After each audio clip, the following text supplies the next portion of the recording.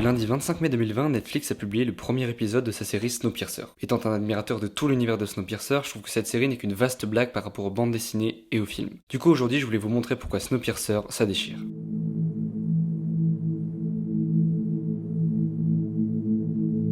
Révolte, lutte des classes, des thèmes vus et revus au cinéma et à la télévision. Il suffit de voir les Césars de 2020 qui ont récompensé des films comme Les Misérables de Ladjli ou Parasite de Bong Joon-ho pour comprendre à quel point ce sont des thèmes appréciés du grand public, car ils reflètent la nature humaine. C'est comme ça. Quelle que soit la situation dans laquelle on vit, certains humains voudront toujours prendre le dessus sur leurs congénères, pour plus de pouvoir, d'argent ou de respect. C'est pour ça qu'il y a les conflits, des guerres, des inégalités, du racisme, de la discrimination et j'en passe. Vu la manière dont s'est construite notre société, il faudra énormément de temps et de volonté pour arriver à une sorte d'égalité parmi les hommes.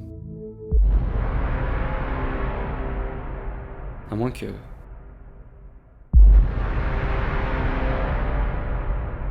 événement ne change complètement la donne.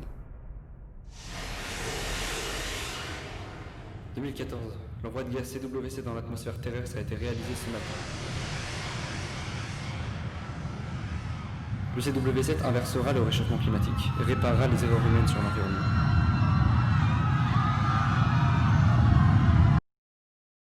« 2031, nouvelle ère glaciaire. Le dernier refuge de l'humanité est un train. »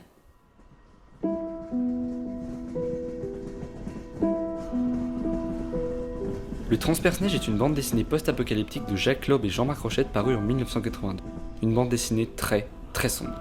L'histoire est dure, l'ambiance y est glaçante et froide. Un huis clos dans un train lugubre qui est tout ce qui reste de l'humanité. On y aborde les thèmes du pouvoir, de l'industrialisation, du viol, de la religion, de la maladie, du désespoir et surtout de la lutte des classes. Le concept est assez simple, tous les humains encore en vie sont dans le train. Les plus pauvres à l'arrière, les plus riches à l'avant. Mais bon, de toute façon, si vous êtes là, c'est que vous avez déjà vu le film.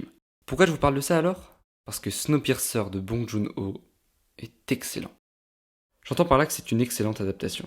En effet, l'histoire qui est racontée n'est pas exactement la même.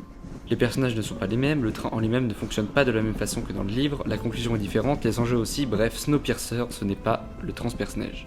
Bien que ce soit le même train. En revanche, le film reprend le ton de la bande dessinée. Transperce-Neige, c'était sombre, glauque, oppressant. On y voyait sans censure la violence, la famine, la drogue, la misère des queutards, les passagers de l'arrière. Et le film retranscrit très bien cette ambiance, en la modernisant et en trouvant d'autres façons de la mettre en image. Regardez les 20 premières minutes du film et vous verrez très bien ce dont je veux parler. Ce qui fait pour moi une des grandes forces de Snowpiercer, c'est qu'on n'y voit pas tout. Aujourd'hui, le cinéma de science-fiction et les blockbusters cherchent toujours à nous en mettre plein la vue, quitte à ce que ce soit parfois franchement inutile, voire incohérent avec le scénario. Mais pas ici. En effet, le film aurait pu user de ses grands moyens pour nous montrer des plans spectaculaires du train vu de l'extérieur et du monde gelé, comme nous le montraient certains concept art avant la sortie du film. Mais Bong Joon-ho n'a pas pris cette voie. Oui, on y voit par certains moments le monde extérieur, le train qui est d'ailleurs magnifique soit dit en passant, il y a bien certains plans spectaculaires. Mais le film ne repose pas sur ça. Une grande partie de l'intrigue se déroule d'ailleurs à l'arrière du train, où il fait très sombre et où les plans n'ont rien de grandiloquent, ce qui permet de mettre en valeur une chose, les personnages. Ici, les protagonistes ne sont pas des pions sans âme destinés à faire avancer un scénario, ils ont bien plus de profondeur. Il n'y a pas de gentils, de méchants.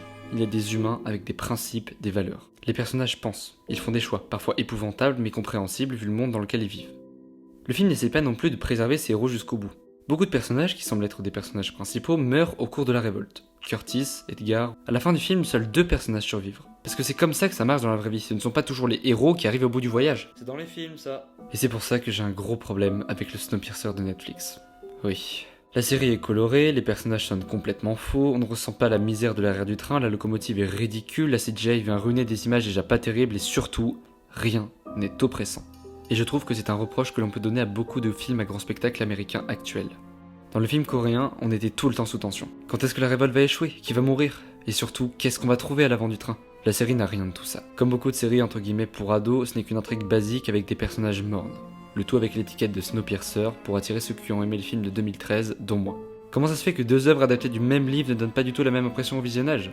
Parce que Snowpiercer de Netflix suit les codes du blockbuster américain. Il montre tout et n'invente rien. C'est une pâle version du film de Bong Joon-ho sans le côté misérable et oppressant. Et c'est bien ça le problème. Je ne sais pas si le Snowpiercer de Netflix est une mauvaise série, et d'ailleurs je ne suis personne pour le juger. Mais en tout cas, ce qu'on y voit n'est pas le Transperce-Neige.